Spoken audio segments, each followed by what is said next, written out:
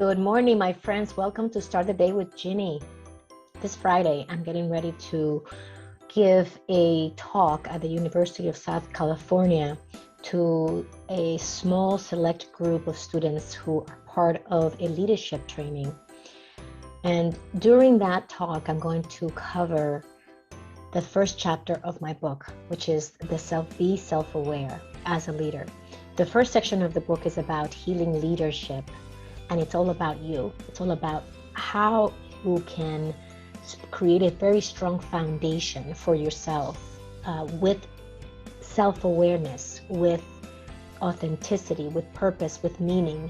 And from that place of feeling whole and feeling worthy, to then extend that out into the world and out to the people that you serve.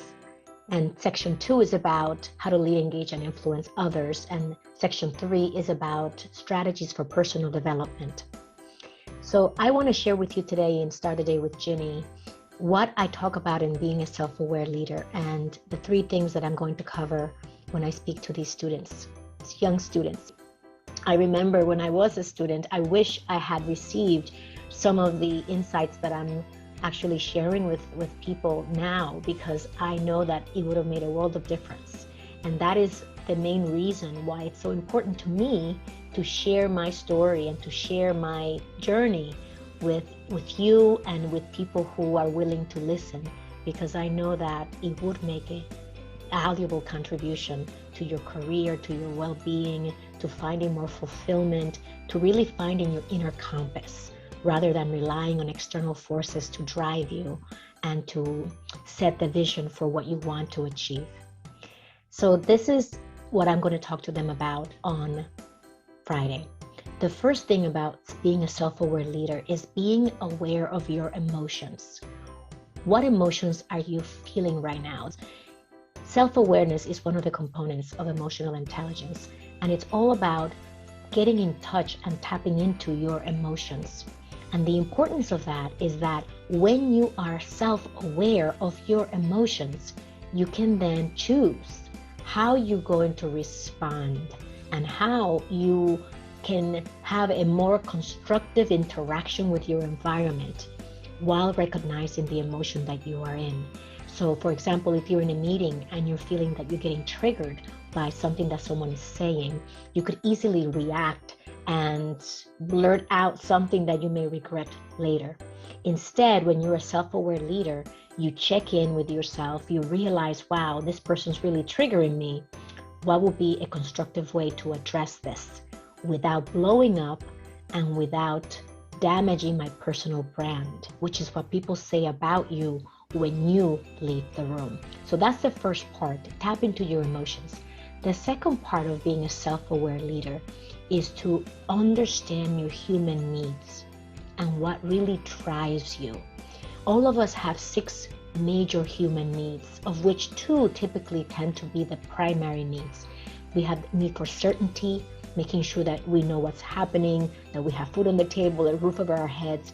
We have the need for adventure or uncertainty, the need for significance, feeling like we matter, that our work matters, the need for love and connection, and if we can't find love, we'll settle for connection, the need for growth, and the need for contribution.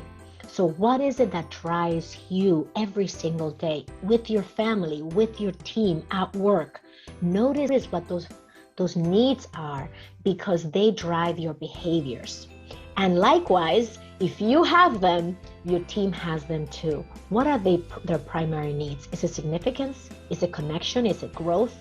Get clear. Don't guess. Validate by asking people and listening to people on all levels.